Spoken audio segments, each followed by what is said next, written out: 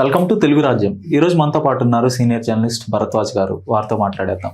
Sir నమస్తే. నమస్తే sir, విశాఖలో గూగుల్ డేటా సెంటర్ అయితే ప్రపోజల్స్లో ఉంది. ఇక ఏర్పాటు చేయబోతున్నారు. దానికి భూసేకరణ కూడా జరుగుతుంది యాక్టివ్గా.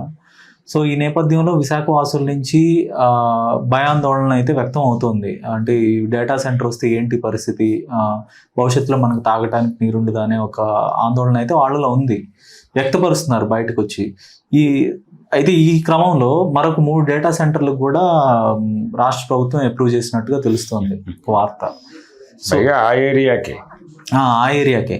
సో ఇప్పుడు చంద్రబాబు నాయుడు గారు చెప్తుంది ఏంటంటే, ఈ డేటా సెంటర్లు అన్నింటినీ కూల్ చేయడానికి కేవలం 3.5 TMCల నీళ్లు మాత్రమే అవసరం అవుతాయి అని చెప్తున్నారు ఆయన.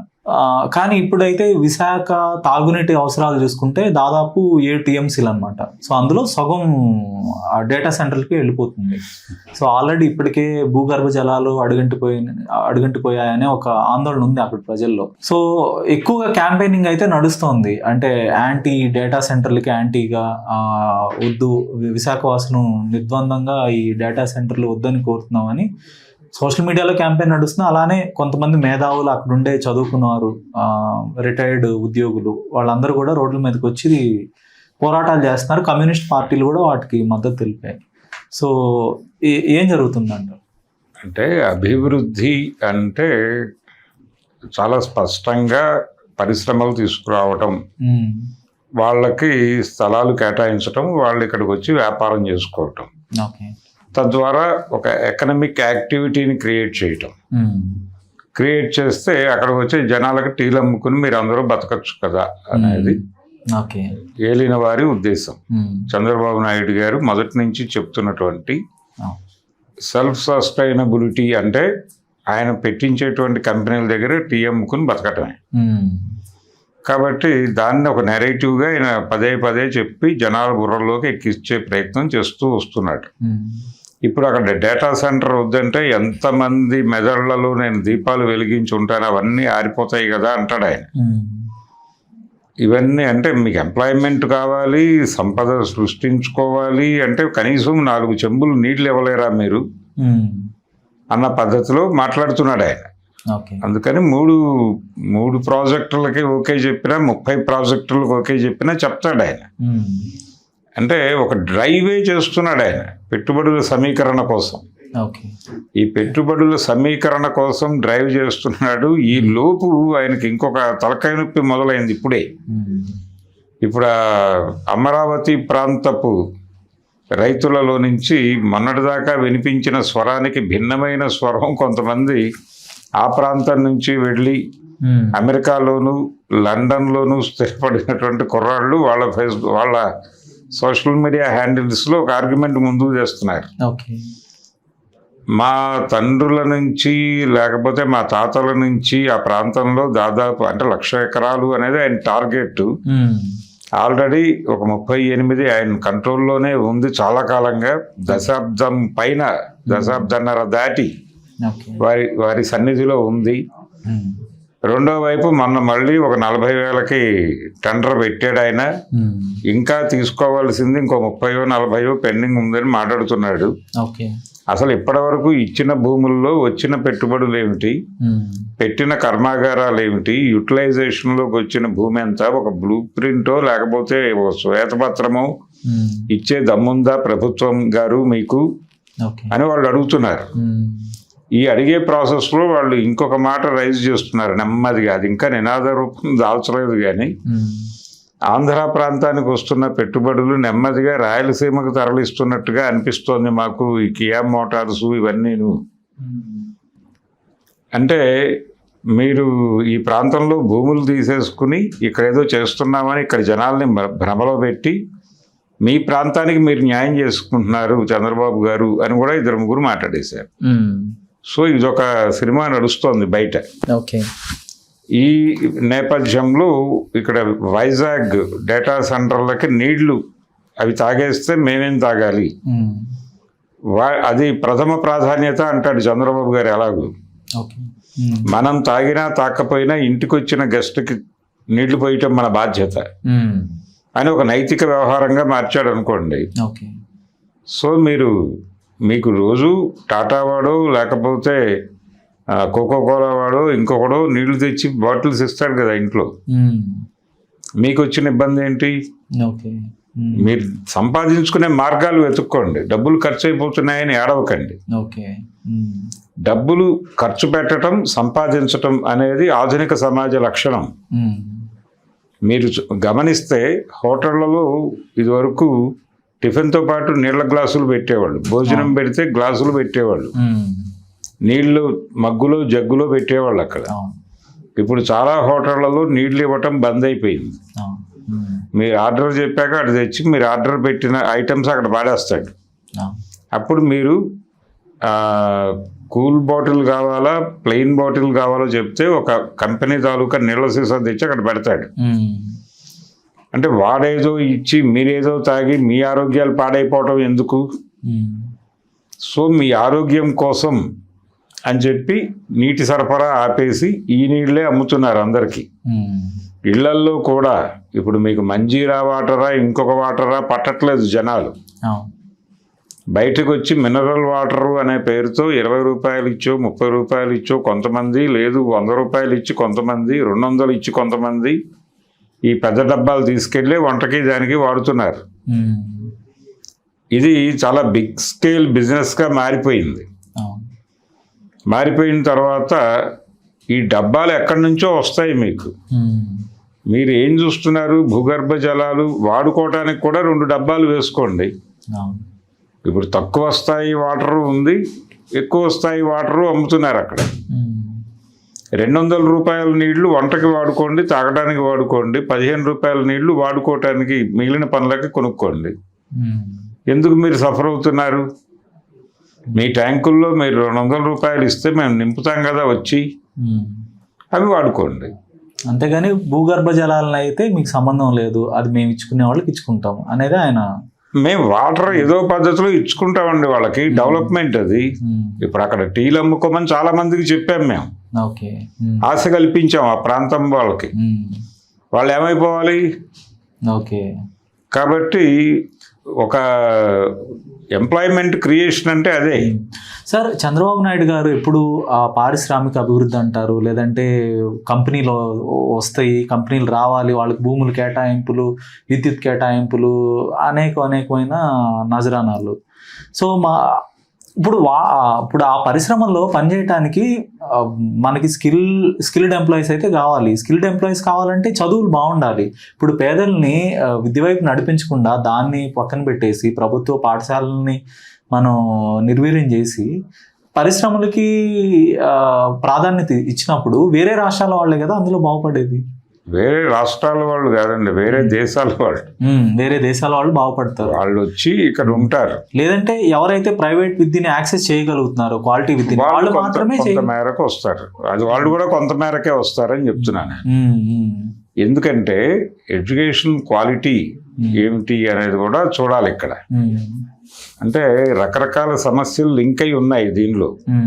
ఒక కంపెనీ పెట్టేటప్పుడు ప్రభుత్వం జవాబుదారీతనంతో వ్యవహరించే పద్ధతి అయితే, లోకల్గా ఆ కంపెనీలో పనిచేసేటువంటి ఆ కంపెనీ అవసరం ఏదో ఉంటుంది. అది ఫార్మా కంపెనీ అనుకుంటే, ఈ ఫార్మా ఏరియాలో చదువుకుంటున్నటువంటి పిల్లలు ఎంతమంది ఉన్నారో ఆ ఏరియాలో ఉన్న కాలేజీల్లో అనేది 2 నిమిషాల్లో మీకు నివేదిక వస్తుంది. వీరికి కావలసిన చదువుతున్న పిల్లల్ని వాళ్ళకి ఏదన్నా టెస్ట్ పెట్టి దానిలో నుంచి మీకు కావలసినంత మందిని సెలెక్ట్ చేసుకుని మీకు కావలసిన ఫ్యాకల్టీల్లో వాళ్ళని తీసుకెళ్ళి ఎడ్యుకేషనల్ ఇన్స్టిట్యూషన్స్లో జాయిన్ చేసి చదివించి వాళ్ళకి సర్టిఫికేషన్ వచ్చిన తర్వాత తీసుకొచ్చి మీ కంపెనీలో పనికి పెట్టుకుంటారా? ఆ హామీ ఇవ్వగలరా మీరు అని ఏ కంపెనీనైనా ఏ రోజునైనా ఏ ప్రభుత్వమైనా అడిగిందా? అది లేదు కదా, అడగలేదు కదా, ఇప్పటిదాకా అడగలేదు కదా. ప్రాక్టికల్ గా ఉంది. అప్పుడు మీరు కంపెనీలు తీస్తున్నారు, లోకల్ యూత్కి ఉద్యోగాలు వస్తాయని మేము అనుకుంటాం. ఇప్పటి వరకు మీరు చెప్తున్నది టాయిలెట్ క్లీనింగ్ ఉద్యోగాలే, టీలు పోసుకునే పనులే. అంతకు మించి ఇంకో పని రాదు. అక్కడ ఆఫీస్ బాయ్లుగా పెట్టుకుంటారు లోకల్ పీపుల్. లేకపోతే అక్కడ పని చేయడానికి వచ్చినటువంటి ఇప్పుడు కియా మోటార్స్లో అక్కడెక్కడ కొరియా నుంచి వచ్చిన వాళ్ళు ఉన్నారు. అవును. ఆ కొరియన్స్ అక్కడ లోకల్ హోటల్స్లో టీలు తాగుతున్నారు. వాళ్ళకి ఏదో కొంచెం ఎక్కువ డబ్బులకి టీలు అమ్ముకుంటారు వాళ్ళు. వాళ్ళు అక్కడ కాపురం ఉంటున్న ఇళ్లలో వాళ్ళకి పని చేసి పెట్టడానికి, వాళ్ళ బట్టలు ఉతకడానికి లోకల్ పీపుల్కి ఎంప్లాయ్మెంట్ దొరుకుతుంది. మనకి బెస్ట్ ఎగ్జాంపుల్ చూస్తే హైదరాబాదు, సైబరాబాద్నే చూడాల్సి ఉంటుంది, హైటెక్స్. సో ఆ భూములు ఇచ్చిన రైతులు కానీ, ఆ చుట్టుపక్కల నాడు ఉన్న పేదలకు కానీ ఈ రోజు కూడా ఏం వరకలేదని, ఏమీ జరగలేదు. మీరు సర్వే చేయండి అక్కడ. కనీసం తెలంగాణకి సంబంధించిన యువత కూడా ఎక్కువగా ఇక్కడ ఉద్యోగాలు పొందిన పరిస్థితి అయితే లేదు, ఉండదు. అంటే ఏ ప్రభుత్వానికి, ఏ రాష్ట్ర ప్రభుత్వానికి కేంద్ర ప్రభుత్వం ఒక విధానపరమైన నిర్ణయం తీసుకోవాలి దీని మీద. లోకల్ పీపుల్కి మీరు మేజర్ జాబ్స్ ఇవ్వాలి. కేవలం సూపర్వైజింగ్ మాత్రమే మీ స్టాఫ్ ఉండవలను. కింది స్థాయి మొత్తం పై గ్రేడ్ నుంచి కింది వరకు లోకల్ పీపుల్కే మేజర్ ఇది ఇవ్వాలి, ఎంప్లాయ్మెంటు. ఆ మేరకు మీరు ఒక అగ్రిమెంట్ చేసుకోవాలి లోకల్ పీపుల్తో. చేసుకుని మీకు కావలసిన చదువుతున్న పిల్లల్ని లోకల్ కాలేజీల నుంచి ఐడెంటిఫై చేయండి. ఐడెంటిఫై చేసి మీకు అనువుగా వాళ్ళని మలుచుకోండి, వాళ్ళకి ఎంప్లాయ్మెంట్ క్రియేట్ చేయండి. అప్పుడు మేము నమ్ముతాం. ఇప్పుడు ఒక దశలో సత్యం రామలింగరాజు గారు ఒక పని చేసేవాడు. ఆయన వాళ్ళ నాన్నగారి పేరుతో, వాళ్ళ ఇంటి పేరుతో ఏదో ఒక ఫౌండేషన్ పెట్టి చాలా గ్రామాల్లో, గుంటూరు జిల్లా, పశ్చిమ గోదావరి జిల్లాల్లో కేంద్రీకరణ. అప్పటి ఉమ్మడి గుంటూరు జిల్లా ఇప్పుడు బాపట్ల జిల్లాగా మారిన ప్రాంతంలో కొన్ని గ్రామాల్లో ఆయన పెద్ద పెద్ద బిల్డింగ్స్ కట్టించాడు. ఆయన వాళ్ళ సొంత స్థలాల్లోనే కట్టించి ఆ లోకల్గా ఇంటర్మీడియట్, డిగ్రీ పాస్అవుట్లు, లేకపోతే బ్రేక్అవుట్లు అయిపోయి ఊళ్ళో ఖాళీగా కూర్చున్నటువంటి కుర్రాళ్ళు అందరినీ పిలిచి, ఆడ మగ అందరినీ పిలిచి, వీళ్ళకి అక్కడ 2000 ఇస్తే సూపర్. అది అసలు చాలా అమెరికా నుంచి ఆఫర్ వచ్చినా ఎగిరి తన్నే పరిస్థితి వాళ్ళది. 2000 అంటే ఒక 2000 ఇస్తాను, నా దగ్గర పని చేస్తారా, మీకు పని నేర్పించుకుంటాను, పని నేర్పించేటప్పుడు జీతం ఇస్తా అంటే వెళ్ళిపోయేవాళ్ళు కుర్రాళ్ళు సైకిళ్ళు వేసుకుని. వాళ్ళకి ఆయనకు అవుట్ సోర్సింగ్ కాంట్రాక్టులు ఉంటాయి. ఈ అవుట్ సోర్సింగ్ కాంట్రాక్టులకి కావాల్సిన స్కిల్ వీళ్ళకి ట్రైన్ చేసి అది చెప్పేస్తారు. వాళ్ళు యాంత్రికంగా పనిచేసేస్తూ ఉంటారు. వాళ్ళకు వచ్చే డబ్బులు బీభత్సంగా ఉంటాయి, కానీ వీళ్ళకి 2000 ఇస్తే సూపర్. అంటే కుడుమిస్తే పండగ అంటారు మన వాళ్ళు, ఆ పరిస్థితి వాళ్ళది. ఇలా వ్యాపారం చేసిన జ్ఞానులు చాలామంది ఉన్నారు. అదైనా చేయట్లే వీళ్ళు కనీసం. ఓకే సార్, ఇప్పుడు విశాఖ రాష్ట్ర వ్యాప్తంగా చూసుకుంటే అన్ని చోట్ల కన్నా కూడా విశాఖలో వాళ్ళు చాలా భారీ గెలుపునైతే చూశారు. 5,50,000 మెజార్టీతో అక్కడ ఎంపీని గెలిపించారు. అక్కడ చూసుకున్న అసెంబ్లీ స్థానాలు కూడా అన్ని దాదాపు 70,000, 1,00,000 మెజార్టీలతో గెలిచిన సీట్లే అన్ని కూడా. సో విశాఖ వాసులకి అలాంటి రెసిప్రోకేషన్ ప్రభుత్వం నుంచి లేదంటారా, టీడీపీ నుంచి? వాళ్ళకి బాధ్యత అది కాదండి. ఇప్పుడు గత ప్రభుత్వం మీద కూడా వీళ్ళ ఆరోపణలు ఏంటి? జగన్ హయాంలో ఒక పరిశ్రమ వచ్చిందా, ఒక ఎంప్లాయ్మెంట్ క్రియేషన్ జరిగిందా, కనీసం ఒక్కడికైనా టీ అమ్ముకోవడానికి కొత్త ఏరియా ఓపెన్ చేశారా? ఇదే అరుపులు కదా ఆయన అరిచింది. ఆ అరుపుల ప్రకారమే చేస్తున్నాడు ఇప్పుడు. అంతే. ఇప్పుడు గతంలోనే ఒక అభిప్రాయం ఉండేది చాలా మందికి. ఇప్పుడు అక్కడ విశాఖ మన్యం ఏరియా ఒకటి ఉంది, ఫారెస్ట్ రీజియన్ ఒకటి ఉంది, దాంతో కలిసి అక్కడ బాక్సైడ్ తవ్వకాలు అనే పేరుతో అక్కడ లోకల్ గుట్టల్ని తవ్వేస్తున్నారు.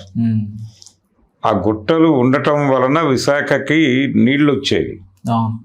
వర్షపు నీరు అక్కడ క్యాచ్మెంట్ ఏరియాగా ఉపయోగపడి ఆ నీరు అక్కడ స్టాక్ అయ్యి అక్కడ నుంచి కిందకి డ్రైవ్ అవటం వలన గోస్తని అని ఒక నది పుట్టింది. వీళ్ళు ఎప్పుడైతే ఆ బాక్సైడ్ తవ్వకాల పేరుతో అక్కడ అవి తవ్వేస్తారో, క్యాచ్మెంట్ ఏరియా లేకపోతే ఈ నది అంతర్ధానం అయిపోతుంది. విశాఖకి మేజర్ వాటర్ సోర్స్ అదే ఒక దశలో. అది క్రమంగా అంతరించిన తర్వాత అప్పుడే మొదలైంది ఆందోళన. అంటే అభివృద్ధి అనేది ఎలా టార్చర్ పెడుతుంది, ఎలా జనాలను ఎండబెడుతుంది అడవులను ఎలా నాశనం చేస్తుంది ఇవన్నీ చూసాం మనం. ఈ ప్రయాణంలోనే ఇప్పుడు వీళ్ళకి ఆ ఉన్న కొద్దిపాటి వాటర్ సోర్స్ ని దానికి వాడేస్తే ఆయన చెప్తోంది కొంతే వాడుకుంటామని చెప్తున్నాడు. అంటే 3 వంతులు అటు వెళ్తే 4 వంతులు మీకు ఉంటుంది కదా అంటున్నాడు ఆయన. ఈ మొత్తం ఉన్నా కానీ కొనుక్కోవాల్సి వస్తుంది నీళ్లు. ఇప్పుడు దానిలో 4 వంతులు మీకు 3 వంతులు వాళ్ళకి అనే స్కీమ్ పెట్టేస్తే మీరు ఇది సరిపోక మేము అదనంగా ఇంకా కొనుక్కోవాల్సి వస్తుంది. అంటే చంద్రబాబు గారు ఏం చెప్తారు, కొనుక్కోండి, మీకు అవైలబిలిటీ ఉన్నప్పుడు కొనుక్కోవడానికి ఏంటి, ఈ కొనుక్కునే డబ్బుల్ని మీరు సంపాదించుకోండి, అక్కడ టీ అమ్ముకొని సంపాదించుకోమని ఏదో ఒకటి చేయండి. నేను అక్కడ పెడుతున్నాను కదా, ఆ బయటకు వచ్చే వాళ్ళకి ఏదైనా సర్వీస్ చేసి సంపాదించుకుని కొనుక్కోండి. డబ్బులు సంపాదించుకోవడం నేర్చుకోండి. పరుగు పందెం వ్యవస్థలో ఉన్నారు మీరు. ఇంకా మరొక విశాఖ వాసుల నుంచి సోషల్ మీడియాలో వినిపిస్తున్న ప్రశ్న ఏంటంటే, అమరావతిని ఎందుకు ఈ డేటా సెంటర్లకు ఒక హబ్గా తీర్చిదిద్దలేదు? ఎందుకంటే వారు కానీ వారికి సంబంధించిన ఆ వర్గానికి సంబంధించిన వ్యక్తులు కానీ చంద్రబాబు నాయుడు సామాజిక వర్గం కానీ అక్కడ ఉన్నారు. సో వాళ్ళకి ఎటువంటి నష్టం జరగకూడదు, ఇది వైజాగ్ అనేది ఒక గార్బేజ్ సిటీగా మార్చాలి దీన్ని అనేది వాళ్ళ ఆరోపణగా ఉంది విశాఖ వాసులు కొంతమంది. అదేనండి నేను ఇందాక చెప్పింది అదే. ఇప్పుడు అక్కడ ఆ ప్రాంతం వాళ్ళకేమో ఇక్కడికి ఏం రావట్లేదు, ఇవన్నీ రాయలసీమ దార్లింగ్ చేస్తున్నాడు అని గొడవ ఉంది. అదొక గొడవ నడుస్తోంది అక్కడ అండర్ లేయర్గా. ఇంకా అది ఉద్యమ రూపం దాల్చలేదు కానీ అదొక గొడవ ఉంది. ఇటువైపు వీళ్ళేమో ఇదంతా మా మీద ఎందుకు వేస్తున్నారు అని వీళ్ళు అంటున్నారు. మీకు అభివృద్ధి మార్గం చూపిస్తున్నాడు చంద్రబాబు నాయుడు గారు. ఆ అభివృద్ధి మార్గాన్ని మీకు కనిపించకుండా చేయటానికి కాంగ్రెస్ పార్టీయో లేకపోతే వైసీపీనో లేకపోతే కమ్యూనిస్ట్ పార్టీలో ప్రయత్నం చేస్తున్నాయి. మీ కళ్ళకు గంతలు కట్టేస్తున్నాయి, మీకు అర్థం కావట్లేదు. బోల్డు డబ్బులు ఉన్నాయి అక్కడ. ఆ డబ్బు ఆ పక్కన రియల్ ఎస్టేట్ చేసుకోండి, అందులో పనిచేయడానికి వచ్చిన వాళ్ళకి ప్లాట్లు అమ్ముకోండి, చాలా సినిమా నడపచ్చు మీరు. సార్ ఇప్పుడు హైదరాబాద్ ఇంత పెద్ద ఎత్తున ఐటీ సిటీగా తయారైంది, బెంగళూరు తయారైంది. సో ఈ 2 సిటీల్లో ఆ స్థాయి గూగుల్ డేటా సెంటర్లే లేవు ఈ 2 సిటీల్లో.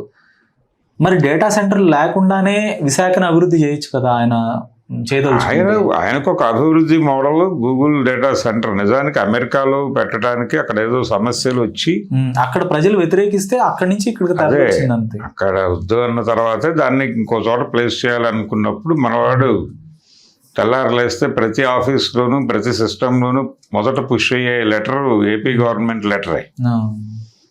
ఆ లెవెల్లో లైజానింగ్ నడుస్తుండగా ఈ ఇతరెవరో ఉత్సాహంగా ఉన్నాడు, పర్సూ చేయండి అన్న పద్ధతిలో వీళ్ళు ఉచితంగా ఎదురెళ్ళి వాళ్ళు అమెరికన్ ప్రజలు ఎవరైతే వద్దన్నారో ఇక్కడ చూస్తేనేమో వీళ్ళు ఎదురెళ్ళి భూములు కేటాయించారు, తర్వాత విద్యుత్ రాయితీలు అన్నారు, 22,000 కోట్ల రాయితీలు అన్నారు. సో ఇక్కడ రాకుండా పోదు. లేదు వచ్చేస్తుంది, అది అందులో డౌట్ లేదు. వచ్చిన తర్వాత ప్రాక్టికల్ గా మీకు అర్థం అవుతుంది ఏం జరుగుతుంది అనేది. ఆయన ఓపెన్ గా చెప్పేస్తాడు, అదే మీరు కొనుక్కోండి, డబ్బులు సంపాదించండి, ఖర్చు పెట్టండి. దాచుకోవటం వేరు, ఖర్చు పెట్టండి. రోజుకి కనీసం 500 ఖర్చు పెట్టిన వాడికి మనిషిగా బతికే అర్హత లేదు అనేది పెట్టుబడిదారీ సిద్ధాంతం. ఆ ప్రకారమే బతకండి. మీరు పాతకాలంలోనూ ఊహల్లోనూ బతకండి, వాస్తవంలో బతకండి, డబ్బుల్లో బతకండి. చేత కాకపోతే మీరు బతకాల్సిన అవసరం లేదు, చచ్చిపోండి దాకా వాళ్ళు చెప్పగలరు. ధన్యవాదాలు sir. Thank you. Hello, Telugu రాజ్యం ఛానల్ చూస్తున్నారా? సామాజిక రాజకీయ జీవన చిత్రణే తెలుగు రాజ్యం. అతిశయోక్తులు అసత్యాలు ఉండవు. రాజకీయ కోణం కాదు, ప్రజా కోణమే కొలబద్ద. తెలుగు రాజ్యం వీక్షణ మీ ఉత్తమ అభిరుచికి నిదర్శనం.